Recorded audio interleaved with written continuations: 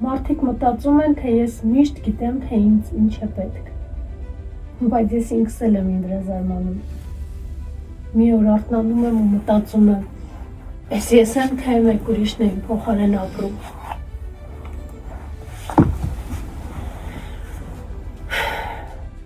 Ու հենց այդ պահին սիրտը սկսում է խոսել։ Ես սովորել եմ ժպտալ, երբ ներսս լռություն է։ Սովորել եմ չխոսել, երբ խոսքերը ծանր են։ Մարդիկ չգիտեն, թե քանի անգամ եմ ինքս ինձ ասել դիմացի,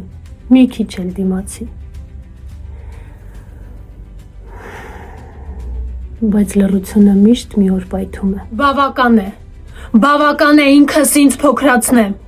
բավական է ինձ հարմարեցնեմ։ Ես չեմ ծնվել լռելու համար,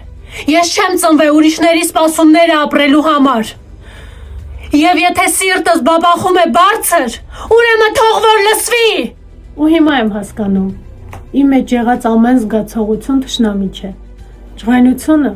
ուժ է, տխրությունը խորություն, զարմանքը ճանապարհ, իսկ թե ուրախությունը ես ինքս եմ։ Իսկ եթե բեմում եմ, ուրեմն ճիշտ տեղում եմ։